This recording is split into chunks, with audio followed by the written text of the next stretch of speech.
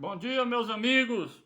Vamos iniciar mais uma gravação de uma aula aqui da nossa unidade 1, Formação Socioeconômica Geral, baseada desta feita no livro do Léo Huberman, não é isso? História da Riqueza do Homem. Espero que estejam acompanhando e gostando, né, aqui das nossas aulas remotas sobre esse livro. Eu acho que talvez a impressão de vocês seja similar à minha. À medida que vai evoluindo os capítulos, ele vai ficando mais interessante, né? A gente começou lá no período muito ermo, muito distante, né? Lá na Alta Idade Média, não é isso? Século X.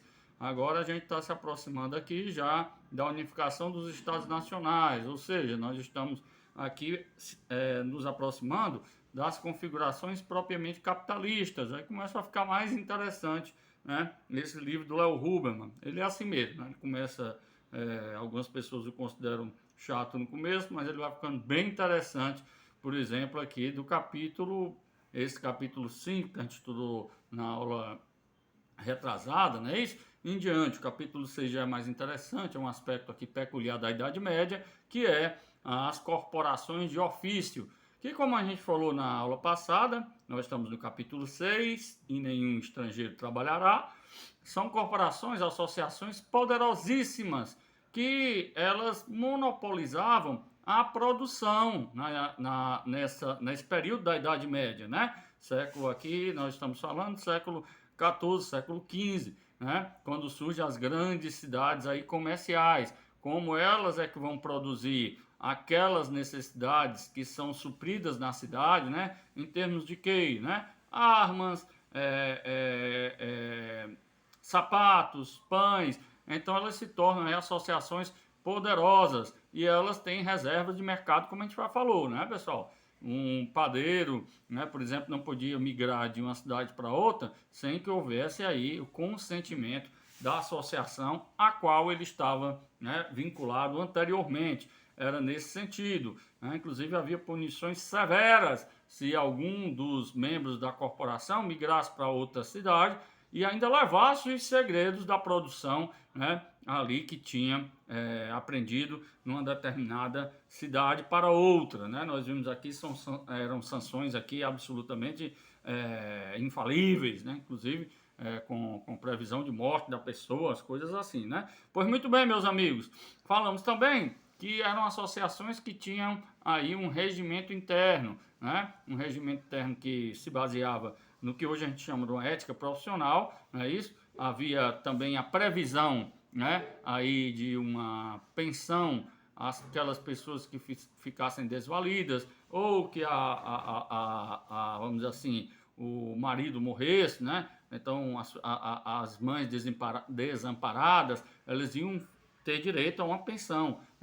vitalícia. Ou seja, aqui já é as primeiras fisionomias do que hoje a gente chama aí seguridade social, né? É nesse sentido aí de uma aposentadoria, né? Pois muito bem, falamos também, né, pessoal, da presença dessas guerras entre essas corporações rivais, né?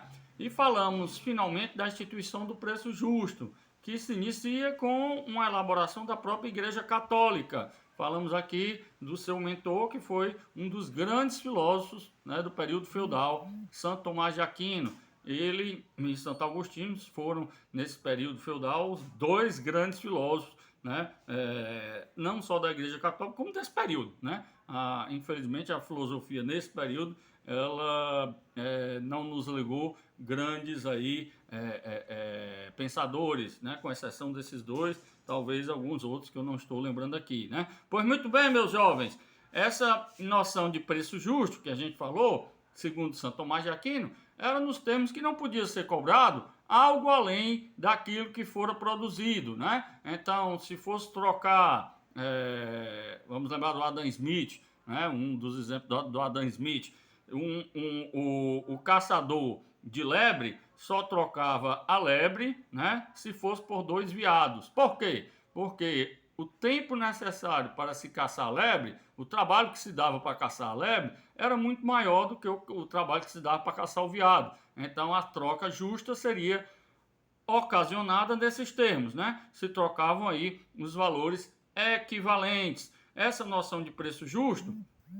que de fato norteava a Idade Média, pelo menos lá no começo, né? Era nesse sentido, para que ninguém saísse perdendo nas transações comerciais. Mas aí, com o aquecimento do comércio, com o avanço das forças produtivas e das forças econômicas, a gente vai ver que esse preço justo ele vai acabar se convertendo em preço de mercado, com a lei da oferta e da procura. Falamos dessas transformações geradas pela ampliação do mercado interregional, né? Que encerram noções diferenciadas de preço justo. Se não, vejamos, olha só, né? Aqui na página 61, no final, já tem aqui uma dessas características. Ó. Havia uma grande diferença entre uma alta de preços provocada por condições imprevistas e incontroláveis e outra provocada pela ambição de um negociante.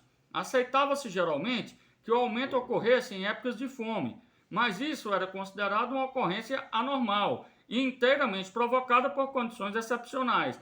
Não interferia no preço justo, o natural, entre aspas, e não justificava lucros excessivos. Era legítimo que o camponês, no ano de más colheitas, procurasse pelo seu produto pagamento melhor do que no ano de fartura, já que o número de sacos à venda era menor. A noção do preço justo enquadrava na economia do mercado pequeno, local e estável, né? Percebem aí, né?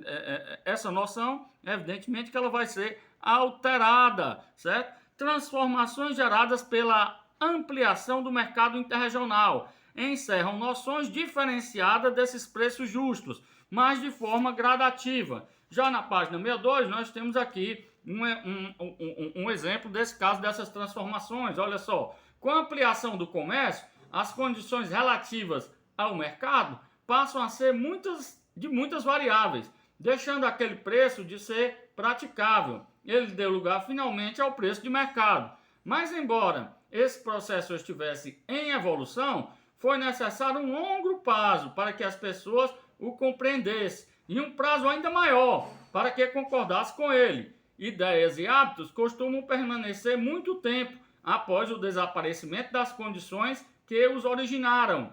Quando era hábito andar de cadeirinha, os uniformes dos carregadores eram feitos com alças especiais para sustentar o cabo do veículo.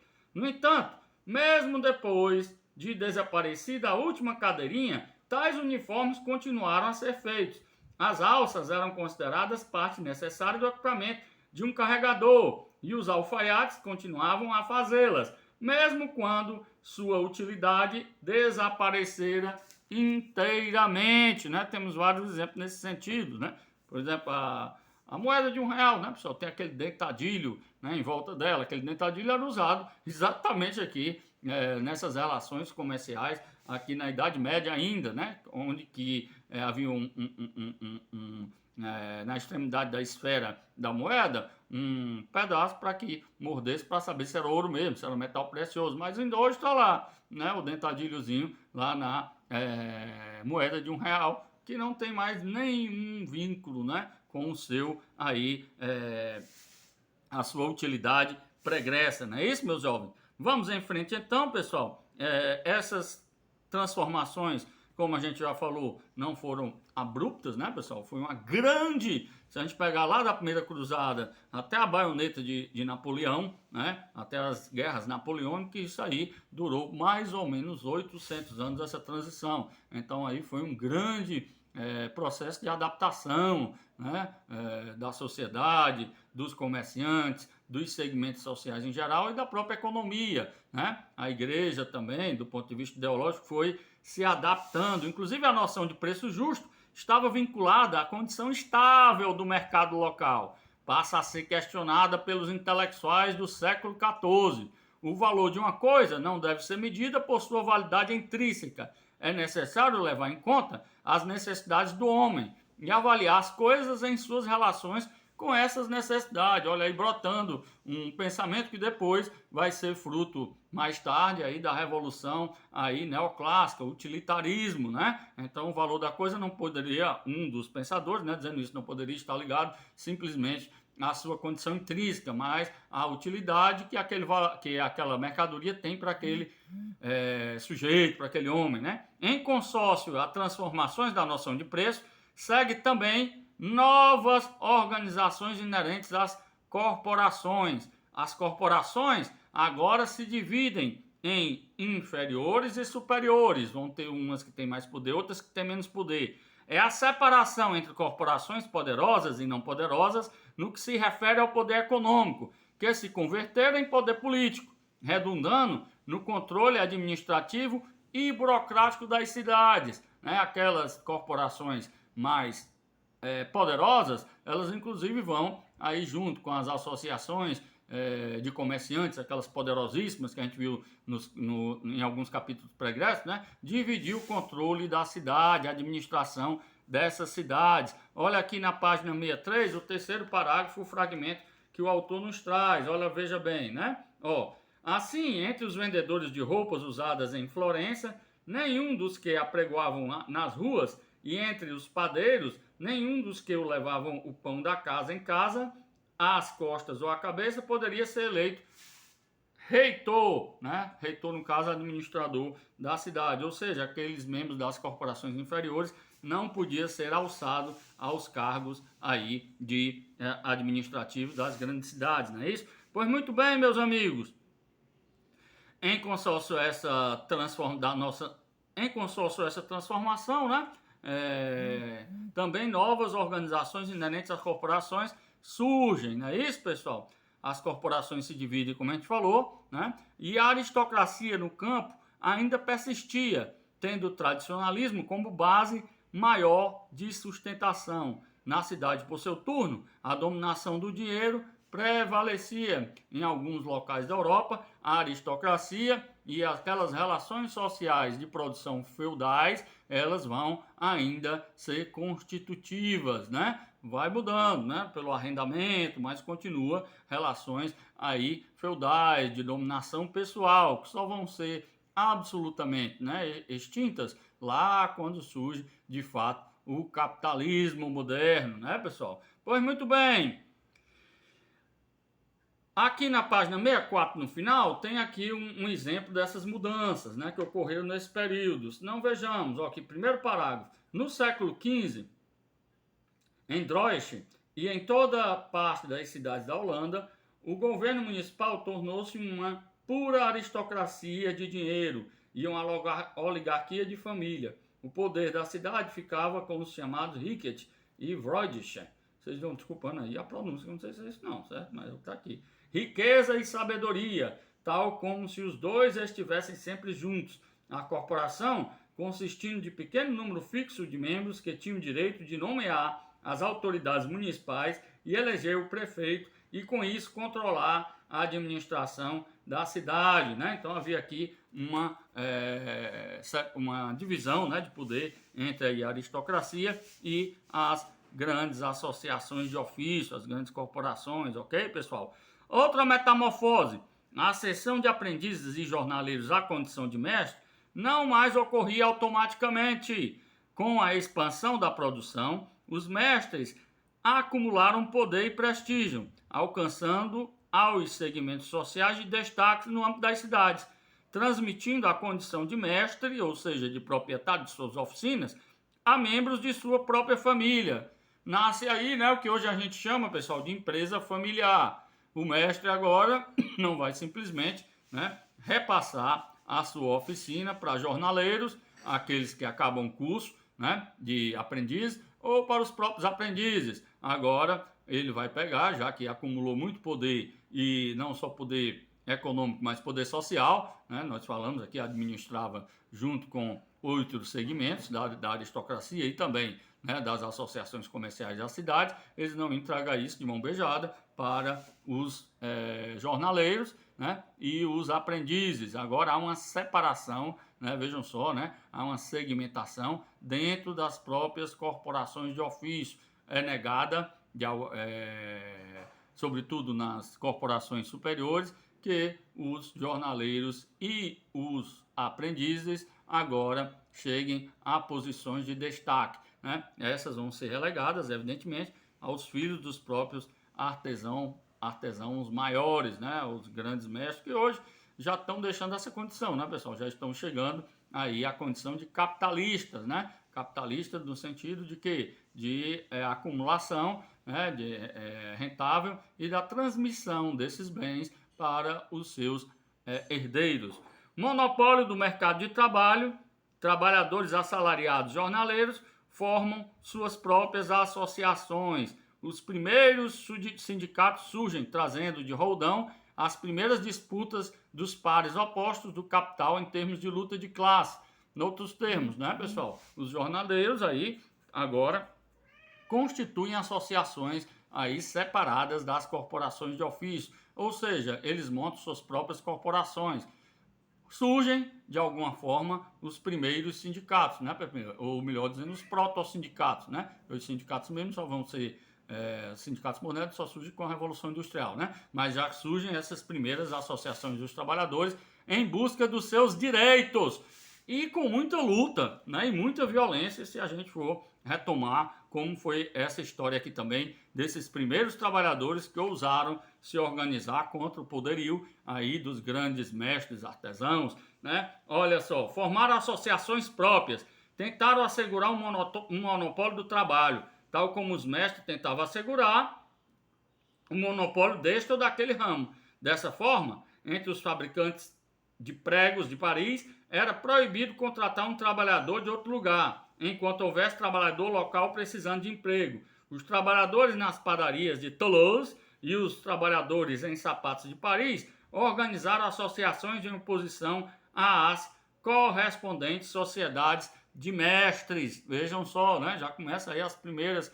características dessa divisão aí entre o que a gente vai chamar lá futuramente, não ainda, né? Burguesia e proletariado. Aqui ainda não, né? Ainda são os mestres artesãos, né? E os trabalhadores, que a gente chamou aqui de jornaleiros, né? Que eles trabalham por jornada de trabalho. No final do século XIV, eclodem várias revoltas envolvendo os pobres e pequenos artesãos, contra os grandes comerciantes e as corporações superiores. Uma série de revoltas camponesas espalhou-se pela Europa Ocidental. Eram manifestações que espelharam a insatisfação do pobre contra o rico.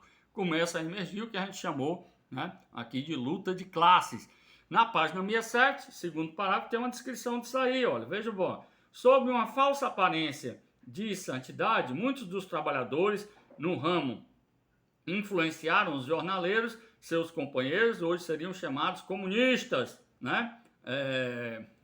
E formaram associações próprias, com o objetivo de elevar muitos salários, sendo por isso determinado pelo alcaide e intendentes que os trabalhadores no mencionado ofício estejam sob governo e controle dos mestres do ofício. Mesmo se aplica a todos os trabalhadores em outros ofícios na mesma cidade, no futuro não terão associação, reuniões ou grupos ou outras coisas proibidas sob pena de castigo, né? Isso aqui ocorreu exatamente em Londres em 1396, foi um decreto aqui tentando de alguma forma obliterar essa organização aqui, né?